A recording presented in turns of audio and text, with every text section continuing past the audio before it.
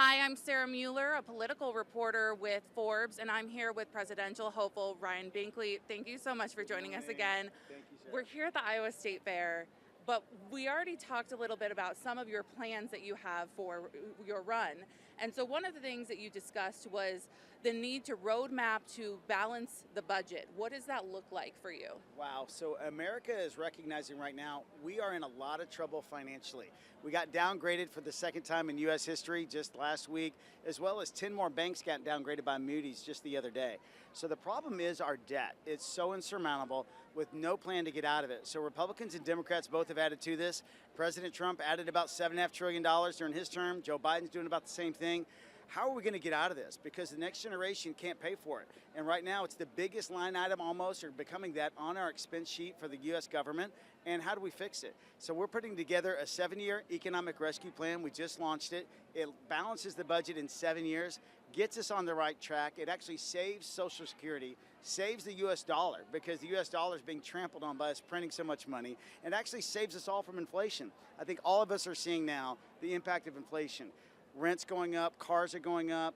A mortgage payment could be $500 more a month now for the same house than it was just 2 years ago, all because we're spending too much money. You can't beat that with job pay, so we've got to be able to cut spending, and this does it in a wise way and a compassionate way. Another thing you and I talked about was making healthcare competitive. Yes.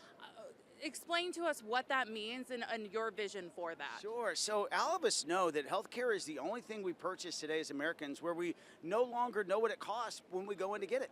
So we're trained to just give them a card, and then all of a sudden they tell us 90 days later what this costs for us to be there, and it could be tens of thousands of dollars. So what we have to do is break up the monopolies of health insurance exchanges, also healthcare providers, get doctors working with patients again, put patients back in charge, let them have a decision-making time where they can shop a little bit, find out what's the most cost-effective, what's the best service for them. Kind of like what you do with your car insurance.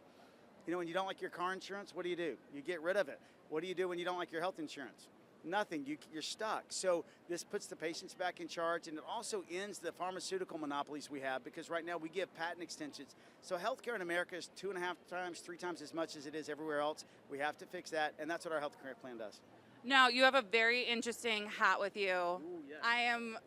You said it's popular among the young folks, and I can see why. Would you like this hat? You can have this hat. Look, this is an interesting concept. Tell us about it. All right, so our message has been from the beginning, the way to freedom. The way to freedom is about balancing the budget, also about getting healthcare reform, also a comprehensive plan for the border, doing something securing the border, but also having the right plan, registering workers, but also it's a plan for urban America, how to free up the economy in urban America, start a work movement again and a volunteer movement, and that's what we're calling the way to freedom.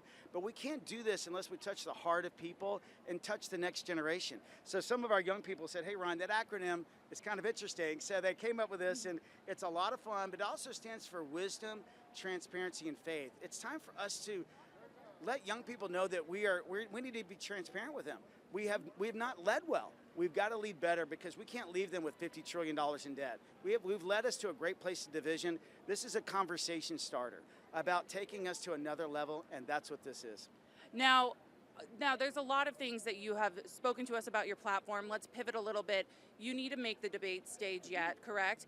What's your plan to make the debate stage? Our time is kind of running out here. Okay, absolutely. So 2 things. We need polling, and then we need donors. On the donor side, we're on track. So we are getting about 2,000 donors a day, and if anybody wants a hat or anything like that, just give a small donation, then that helps. But we're on track for that. So we've averaged that the last 3 days in a row. And if we keep doing that here in the next 9 days, we'll be at our 40,000. We're basically got it all covered in the individual states. The others polling, we're getting recognized. We got recognized in 1 major poll already, and we're hoping a few more come down here in the next week or 2. Now, you have a lot of competition. There's a dense bench here for the GOP primary. And I just want to know, you have the leading guy has a couple of indictments against him, yeah. And then the secondary guy, Ron DeSantis, has, people say that he's Trump without the baggage, but then, he's reducing his staff. And so how are you going to catch up to them in the polls? How are you going to try and surpass them? Well, first of all, we got to get to the debate stage, share with America this one thing. It's time for us to break barriers. We have to break barriers of racism, break barriers of the division, break barriers to go beyond and grow our party. Donald Trump only won 46% of the vote in the last 2 elections. We lost 46 of the top 50 cities. We have to go beyond 46, not just the 46th president, but beyond the Republican Party and Donald Trump's ability to reach a new generation. We lost 70% of young people. So the barrier we have to break is connecting the hearts of young people, urban America. That's our message.